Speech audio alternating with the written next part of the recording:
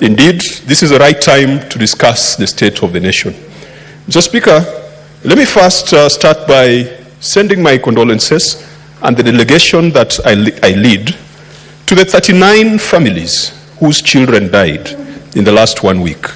The Kenya National Commission on Human Rights has told us that 36 were injured, 627 young people were arrested, and 32 have disappeared.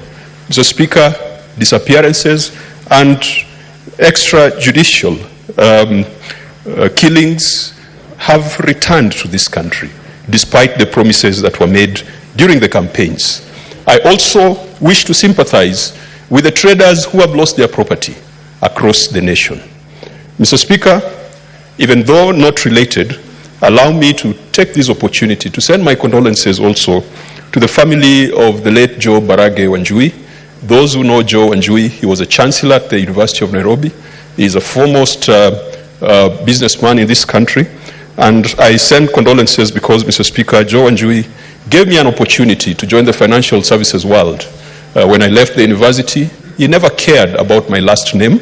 He cared about my ability to serve. And Mr. Speaker, may his soul rest in peace, and we shall remember his sophisticated humility, which I have struggled to emulate.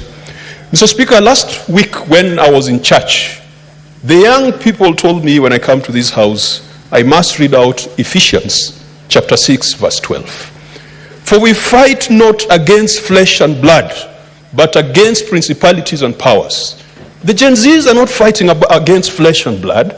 Theirs is a fight against principalities and powers, rulers of darkness and wickedness in high places. Gen Zs don't want to kill anybody, even though we are killing them. We have snipers in this building to kill our young people. They are not fighting flesh and blood, Mr. Speaker. It is about wickedness in high places, parliament, state house, city hall, governor's premises, across the nation. It is wickedness in high places that the Gen Zs are fighting against. It was not even the finance bill, Mr. Speaker, that was the problem. The finance bill was a catalyst. All this started when we decided to force on Kenyans a housing law. In fact, it's a good thing that those young people came to parliament, because we are the ones who passed a housing law and told the young people they can go to hell if they want. We are the ones who passed a health law, which nobody understands today. Mr. Speaker, those people who work for the National Health Insurance Fund, they have no certainty. They don't know whether they have a job. Leave alone a job, they don't even know whether they have a health cover. And yet they work for the National Health Insurance Fund. It was this parliament that brought about that kind of wickedness, that many of our people today do not have health cover. Today, children in schools do not have health cover, something that we thought would be a constitutional guarantee. It was taken away, and this parliament kept quiet about it. Mr. Speaker, the Gen Zs are fighting about the neocolonialism that we are seeing today. When Kenyans are complaining about their government, the first person to respond to us is the American ambassador in PowerPoint presentations, telling us how our elections are free and fair, telling us how our president has been sent from God, and telling us that we are making the right decisions, that we should persevere. Gen Zs are tired of that neocolonialism and double standards. Someone told to me that if those protests were about the rights of persons of the LGBTQ community, Mr. Speaker, and 39 people were dead, the Western world would have frozen aid, they would have frozen external assistance to Kenya. Are the lives of gays and lesbians more important than the lives of the 39 that we have talked about? We saw what happened in our neighboring country, Uganda. They came up with laws that limited the rights and freedoms of persons of that orientation. And Uganda has now been denied funding. The Speaker of the Assembly in Uganda is being hounded out of office. She cannot even travel, Mr. Speaker. We do not want the double standards of neo-colonialists, and we pray that the Gen Zs in America will do the right thing. Mr. Speaker, the arrogance that we have displayed as a leadership, the tribalism that we have been expressing and calling it shareholding. Shareholding is nothing when it comes to national politics. It is pure tribalism. It is ethnic jingoism. It is ethnic chauvinism. Mr. Speaker, we are talking here with Senator Omtata, asking ourselves, Why do you need a voter's card when you already have a national ID? And that has been the system in this country, to disenfranchise certain parts of this country.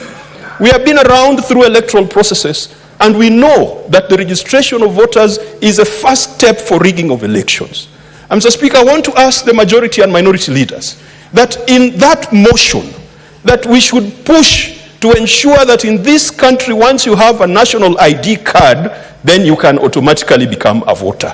Because I've heard the arrogant politicians, those who voted yes to the finance bill last week, saying that Gen Zs will not take them anywhere because after all, they are not registered as voters.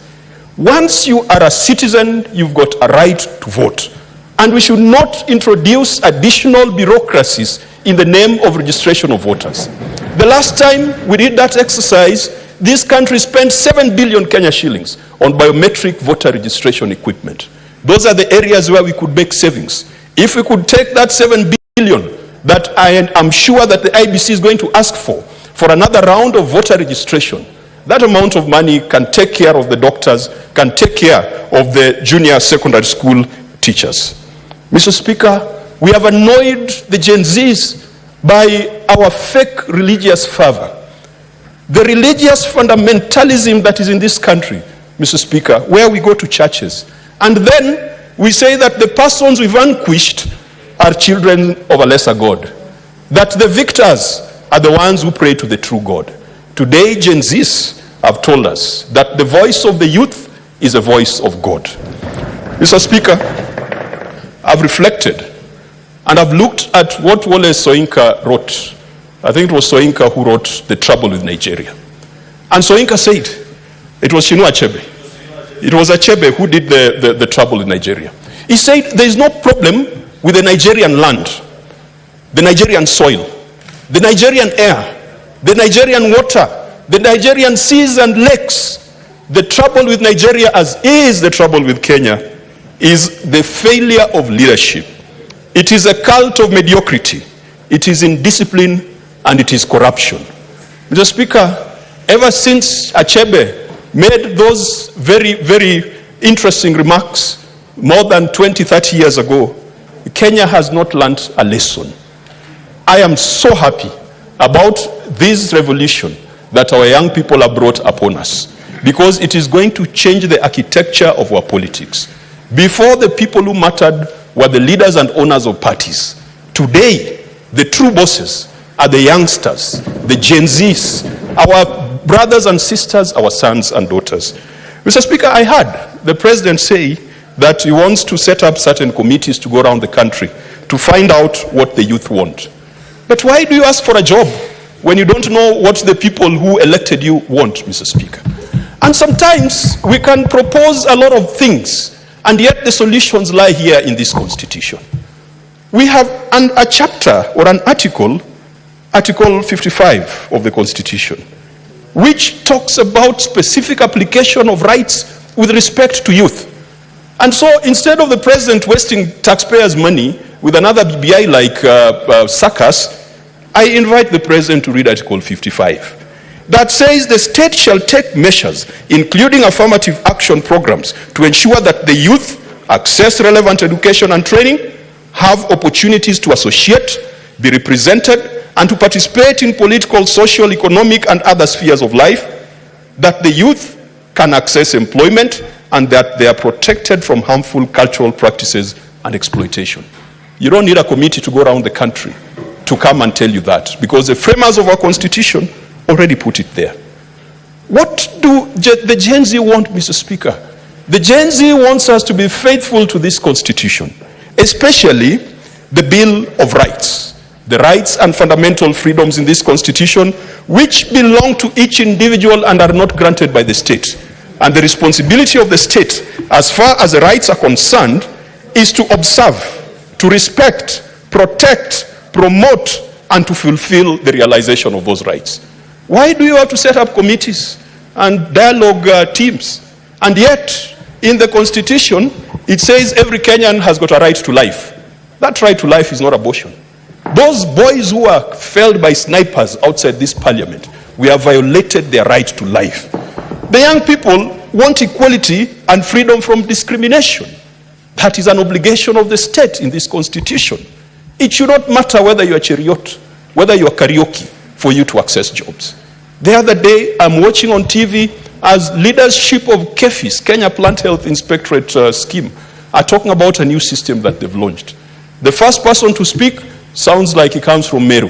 The second person to speak sounds like he comes from Meru. The third one to speak sounds like he comes from Meru. The Minister for Agriculture is a former senator for Meru. It should not matter where you come from, because I don't think that Plant Health Inspectorate Services, the expertise only resides in a certain part of the country. But that has been duplicated in each and every ministry. You go to the ICT ministry, everyone perhaps is Otieno, Onyango, Odongo. You go to another ministry of roads, everyone is Senator chariot. Fomeru, Senator Kajwang just yield.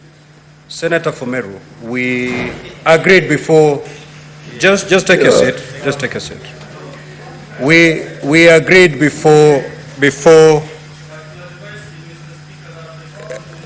I'm talking Senator Kathuri. We agreed as a ground rule that there shall be no points of order. Now, there's a reason for that. There's a reason for that. And honorable senators, to get a boil to heal, you don't caress it.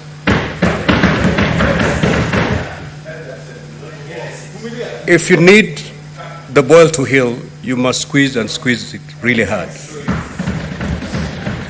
Now, that process of squeezing is pretty painful. But if we need to get out of this place where we are, if we need to get out of the place we are, we just have to squeeze this boil. So, Senator Kathuri, I will give you an opportunity. I will give you an opportunity where you're going to lay your case and nobody is going to raise a point of order on you. Conclude, Senator Kajwang. Mr. Speaker, when dry bones are mentioned in a proverb, some people feel jittery. I am talking about the rights and fundamental freedoms that are in the Constitution. Every Kenyan deserves a right to work in public. And that is what the young people are asking for. They are asking for human dignity to be observed. Our people want to be treated properly, like human beings. They don't want to be treated like animals, like we have seen out there in the streets. Our people, our young people, want freedom of conscience, religion, belief, and opinion. They want freedom of expression. They want freedom of association, freedom to assemble, to demonstrate, to picket and petition, and not to be greeted by bullets. Mr. Speaker, when we talk about 39 people dead, it's as if we are counting heaps of logs of firewood. These are children of people. There's a mother somewhere shedding tears today, Mr. Speaker. There is a father somewhere talking about the lost opportunities as a result of a young person doing what he was told he can do comfortably under this constitution. When you talk about the 39, we are talking about Ibrahim Kamau. Ibrahim Kamau had just left high school, Mr. Speaker. He was felled by a sniper outside this parliament. He was killed within the presence of parliament. We are talking about David Chege, a computer science graduate from Jomo Kenyatta University, felled by a sniper's bullet outside this parliament. The blood has not died in the grass of parliament. We are talking about Eric Shieni, a university student. We are talking about Evans Kiratu, who was killed by a tear gas when tear gas exploded on him. We are talking about Rex Kanyike, Brian Kasaine. Gen Z are saying, grant us the rights that are due to us in the Constitution. More importantly, Gen Zs are demanding that the economic and social rights that are granted unto them in this Constitution and which belong to them, it's not granted by the state. The duty of the state is to fulfill it. These rights belong to the Gen Zs and to the people of Kenya. Mr. Speaker, you don't need a committee of rocket scientists. You don't need a committee of experts. You don't need people from the United Nations to come and interpret for you this Constitution. The answers to the problems are all here. Gen Zs are saying, let us ensure that Chapter 6 of this Constitution is observed and fulfilled, because we have made leadership, and particularly political office, an opportunity to lord over other people and not to serve them. Mr. Speaker, I believe that if the government sat back and reflected, they would realize that all the answers and all the solutions are here. I want to propose further, Mr. Speaker, as we craft this motion and as a leader of majority brings further amendments, I am particularly disturbed when I see the military walking around the streets of Nairobi. Mr. Speaker, we have seen what has happened in neighboring countries. Let us not tempt our military. Let us keep them in the barracks. Let them do the spectacular job they have always done of defending and protecting this nation from external aggression. When you bring the military to the streets, it is like exposing a child to sugar or a child to honey. It has been seen before, it has happened before. South Sudan, Maine, Mr. Speaker. Sudan was a big economy. It was booming. The agricultural sector, the petroleum and mining sector was booming. Sudan is now in shambles. Ethiopia, Mr. Speaker. Ethiopia was an economy that was competing with Kenya. It was poised to overtake Kenya. Safaricom went into Ethiopia, and Kenyan banks and insurance companies wanted to go into Ethiopia. It was messed up by the military. Our resolution, despite what the High Court has done and what the National Assembly did, let the military take the tanks back to the barracks. That should be a resolution of this House. Number two, Mr. Speaker, I have had some instances of sibling rivalry. Because the Senate is sitting and the National Assembly is in hiding, there are people who are saying, scrap the Senate. Mr. Speaker, I want to tell those who say scrap the Senate that we've got a good record as a Senate. We have referred 146 cases to the Ethics and Anti-Corruption Commission. And Mr. Speaker, out of the 146 cases, very few of them have been investigated or prosecuted to the final conclusion. And we have told EACC we are going to bring them here before the Committee of the Whole. And Mr. Speaker, I want to tell Gen Z, please pay EACC a visit. There is a problem there. You guys need to go and visit and say hello to the EACC because we have a problem. Mr. Speaker, this House, in terms of accountability, has impeached at least 5 governors. That is 10% of the counties. Can our brothers tell us how many ministers they have impeached? This House has gone to the Supreme Court to seek opinions that has developed jurisprudence in this nation. This House in unison marched to Milimani. And Mr. Speaker, in our march to Milimani, the late Senator Haji, the Senator Gideon Moi, the senators that you could not imagine were the ones who were leading our march to Milimani on the concurrence matter. Mr. Speaker, this Senate has taken its services and its sittings out of Nairobi. And I think we've gone to 4 counties. This Senate has organized legislative conferences and devolution conferences. They should tell us the last time the National Assembly sat outside Nairobi. But it does not matter, Mr. Speaker, because in the end, the difference between us and them is like the difference between a cheetah and a leopard. And in my community, we have one name for both. And so it does not matter whether we voted yes or no. We are all collectively in this. Mr. Speaker, the SRC matter has been dealt with, and I think perhaps what we should have said is that what should have gone to MPs as a salary increment should be redirected to a certain course, perhaps the course of doctors or the course of the junior secondary school teachers. I would like in this motion, Mr. Speaker, for the majority leader to include another action, that the Cabinet Secretary to the Treasury, Professor Njuguna, who has the habit of snubbing the Senate every time we invite him, to invoke Article 225 on any county executive that gets an adverse opinion. What Article 225 talks about is that 50% of funds are withheld until the county comes up with a recovery action plan. And Mr. Speaker, 10% of the money we send to counties is wasted. Not stolen, wasted. Utilized on things that are not necessary. And all our budgets at a national level, 10% is wasted. Mr. Speaker, I want that motion to direct that we go towards a digital government. There are so many meetings that we hold that do not require people to be in the same room. We can do Zoom, we can use virtual technologies, and the Commission should tell us When there was COVID, they told us they were procuring a system to facilitate virtual parliament. Why are we still using Zoom, which cannot work properly and can be hacked? So we must drive towards a digital government. Mr. Speaker, on constitutional commissions, Senator Omtata has made a strong case. We must demand that we are part of parliament and we must be involved in allocation of budgets to constitutional commissions. The Kenya National Commission on Human Rights, Mr. Speaker, is being overshadowed by the Law Society of Kenya. And I want to congratulate the leadership of the Law Society of Kenya. They have stood up for the rights of persons who are involved in this protest.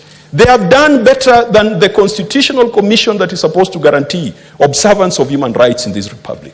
They have done better than the Commission on Administration of Justice. The last time I heard my friend and sister, the Ombudsman, speak, she was speaking about Muguka. She was not talking about the rights of people and maladministration in this country, which is supposed to be her duty. I hope Gen Zs can also pay her a visit. Mr. Speaker, the National Gender and Equalization Commission is not doing what they should be doing. I hope they can also be paid a visit. Mr. Speaker, I want to... Senator Kajwang, 2 minutes to wind up your thought. Thank you, Mr. Speaker. I was about to suggest that they pay you a visit, but you have... With that, kindly take your seat.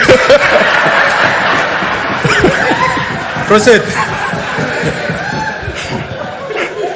Mr. Speaker, we shall protect you.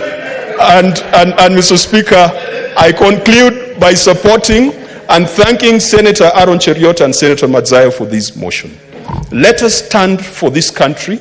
Let us do the right things. If this country burns, Mr. Speaker, we have nowhere to go. You have seen the frustration and the problems our brothers and sisters from South Sudan face. Sudan is in fire. Ethiopia is burning. Our neighboring countries are in problems. The Democratic Republic of Congo is on the precipice. Even Rwanda itself is on the precipice. We cannot afford to go that route. And the person who takes us to that route, Mr. Speaker, will not be the Gen Z. It will be us in office. It will be the wickedness in high places. It will be the principalities and powers that reside in State House, that reside in this Senate, and that reside in the National Assembly that will take us there. If we are the problem, then the Gen Zs have all legitimate rights to kick us out. But let us smell the coffee, let us wake up before it gets too late. I believe that Kenya can be redeemed. Mr. Speaker, I support. Senator Roba.